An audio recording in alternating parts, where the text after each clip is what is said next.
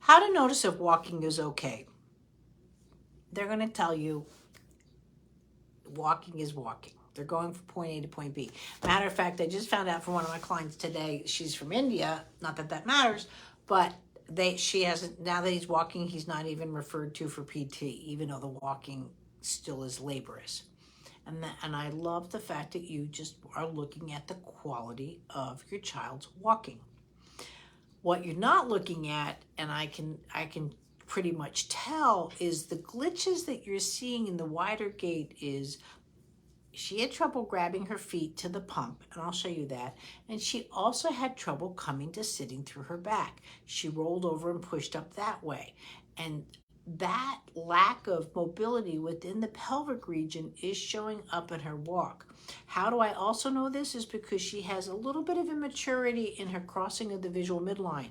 So when she goes to look down, she stays pretty straight with her eyes versus, you know what I mean, like of looking down. So there's a visual midline here, and there's a visual midline again this way.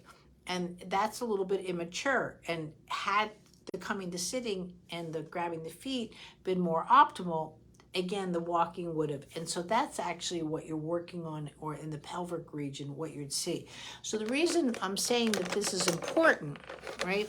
So when a child is grabbing their feet, let me just move this out just a little bit. So when a child is grabbing their feet, most people think that, okay, my kid grabbed their feet, right? But what it is really is they're meant to grab both feet. And I'm sorry, I have a rubber doll here. And they pump, right? I actually can hold my foot and come to sitting, right? Because it's one and the same. I'm not lifting a leg up. I'm not bending in half and doing this. So the pump starts with the feet and the hands, right? Like that. And then the child could cross over, right? And do all that. And it creates a different type of momentum, and it creates the ability of that pelvis really to start pushing off.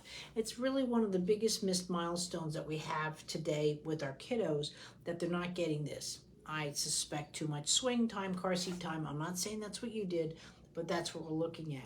The second thing is that coming to sitting should look like this, and they come up, and then they come down, and see how my eyes are starting to cross midline, right? That's where they really get to, and then they can look up and they can come down, and they go this way and that way.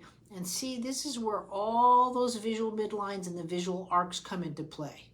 So when the eyes don't have this nice sophistication, the walking that you're seeing is more laborious this way, because again, the eyes vestibular can't handle that kind of information. So those are the two main issues or gaps that you're seeing. And so now, yes, she's walking, but she's walking laboriously because, again, her eyes and pelvis didn't open up as much as they could have. And that's where I would work with her, either the coming to sitting course or again, even the pre-standing. But when you're working on the pre-standing course,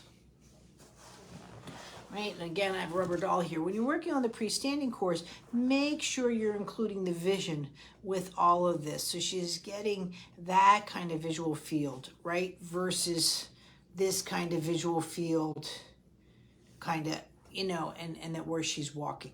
And that's where you're going to see the big difference and how to help her. Thanks.